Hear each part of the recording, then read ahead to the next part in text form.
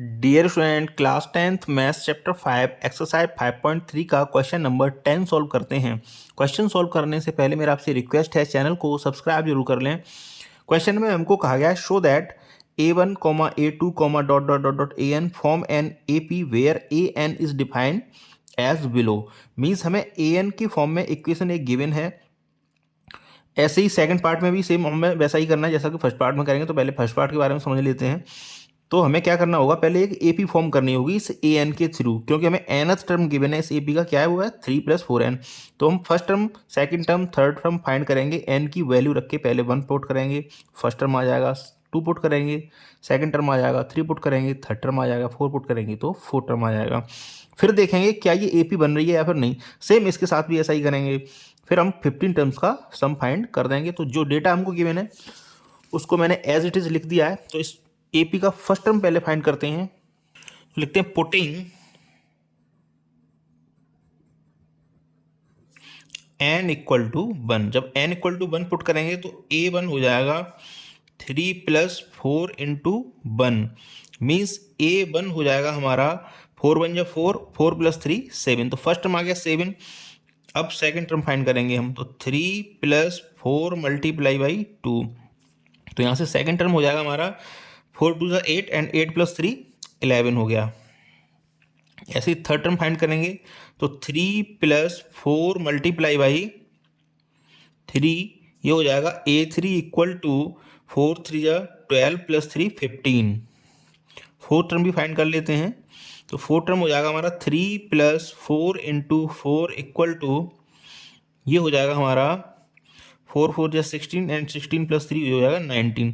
तो जो हमारी एपी, अब देखो कॉमन डिफरेंस सेम है या नहीं है, 7 फिर 11 फिर 15 फिर 19। तो यहाँ भी 7 से लेके 11 तक में 4 का डिफरेंस आ रहा है। फिर 11 से 15 तक यहाँ भी 4 का ही आ रहा है। एंड 15 से 19 तक का भी 4 आ रहा है। तो मीन्स सभी जो रिस्पेक्टिव टर्म्स हैं उन सब के बीच का कॉमन डिफरेंस सेम आ रहा है, 4 है। इट मीन्स एपी तो शो हमारी हो रही है। तो लिख देते हैं हैंस, नहीं पहले इसका कॉमन डिफरेंस फाइंड कर लेते हैं। तो d इक्वल टू हो जाएगा हमारा a2 - a1, पहले फर्स्ट 2 टर्म्स का, फिर सेकंड एंड थर्ड का।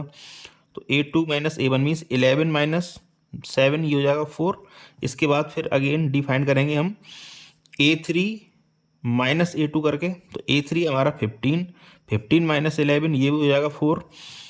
एंड a4 - a3 से भी इसका कॉमन डिफरेंस फाइंड कर ले रहे हैं। तो ये हो जाएगा 19 - 15, ये भी हो जाएगा 4। इसमें इट मीन्स कॉमन डिफरेंस क्या है, सेम है। बोल सकते हैं कि इसका ये जो एक ए बी फॉर्म हो रही है यहाँ पर। तो लिखते हैं difference between the successive terms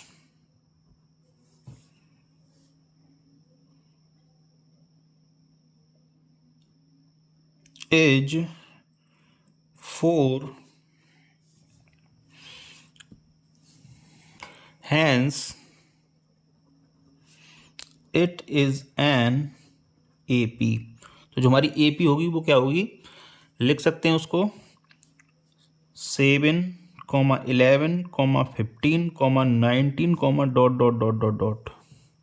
अब बोला गया कि इस AP के हमें फर्स्ट 15 टर्म्स का सम भी फाइंड करना है। तो n मीन्स 15, d आपको पता है 4 है, एंड फर्स्ट टर्म 7 है। तो इसका सम फाइंड कर देते हैं। तो s 15 हो जाएगा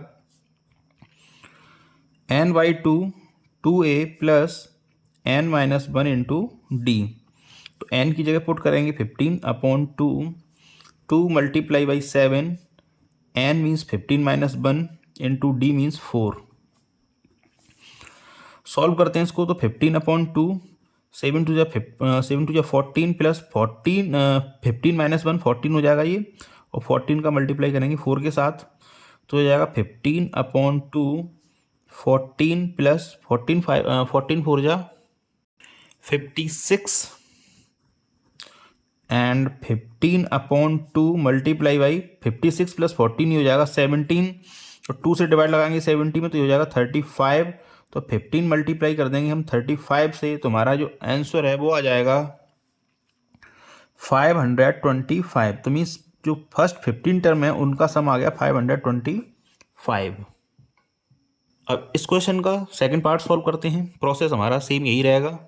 तो सेकंड क्वेश्चन के लिए भी जो हमें ए एन गिवन था उसको मैंने लिख लिया। अब इसके थ्रू हम ए पी फाइंड आउट करेंगे। तो पहले हम एन की जगह 1 पुट करेंगे। तो पुटिंग एन इक्वल टू 1, तो ये हो जाएगा A1 equal to 9 minus 5 multiply by 1, तो ये हो जाएगा 9 माइनस 5 इक्वल टू 4। मीन्स इसका जो हमारा A1 आ गया वो कितना आ गया, 4 आ गया। A1 आ गया हमारा 4। अब ऐसे ही लिखते हैं पुटिंग एन इक्वल टू 2। तो अब जो इक्वेशन होगी हमारी वो क्या हो जाएगी, A2 इक्वल टू हो जाएगा 9 माइनस 5 मल्टीप्लाई बाई 2, तो 9 माइनस 10 हो जाएगा यहाँ से। तो यहाँ जाएगा सेकंड टर्म आ जाएगा -1। मीन्स A2 जो हमारा आया हुआ कितना आया, -1 आया। ऐसे ही थर्ड टर्म फाइंड कर लेंगे। तो पुटिंग n इक्वल टू 3, तो A3 इक्वल हो जाएगा 9 माइनस 5 मल्टीप्लाई बाई 3, तो 9 माइनस 15, ये हो जाएगा -6। तो जो थर्ड टर्म आया हमारा वो आया -6। ऐसे ही हम इसका फोर्थ टर्म फाइंड कर लेंगे। तो पुटिंग n इक्वल टू 4, तो A4 हो जाएगा हमारा 9 minus 5 multiply by 4 equal to 9 minus 5 4 ज़ा 20, मीन्स -11। तो हमारा फोर्थ टर्म आ जाएगा A4 इक्वल टू हो जाएगा -11। इस तरह हमने ए पी के 4 टर्म फाइंड कर लिए। अब देखते हैं कॉमन डिफरेंस सेम है कि नहीं है। तो कॉमन डिफरेंस फाइंड करेंगे डी। तो डी अगर सेम आ जाता है तो हमारे लिए ए पी होगी, अदरवाइज ए पी नहीं होगी। तो पहले सेकंड एंड फर्स्ट टर्म का डिफरेंस निकालेंगे। तो second and first, mean second है हमारा -1 एंड फर्स्ट है हमारा -4, तो ये हो जाएगा -5। अब second and third and second का निकाल के देखते हैं। तो A3 माइनस A2 करके देखते हैं। तो A3 है हमारा -6 एंड A2 है हमारा -1, तो -1, तो ये हो जाएगा -6 + 1, ये हो जाएगा -5। अब हम A4 माइनस A3 फाइंड करेंगे। तो A4 है हमारा -11 एंड A3 है -6, तो -6, तो ये हो जाएगा -11 + 6, ये हो जाएगा -5। मीन्स जो कॉमन डिफरेंस है सक्सेसिव टर्म्स का वो सेम है। तो हम बोल सकते हैं ये एक ए पी है। तो लिख देते हैं इसको। तो लिखते हैं द डिफरेंस बिटवीन सक्सेसिव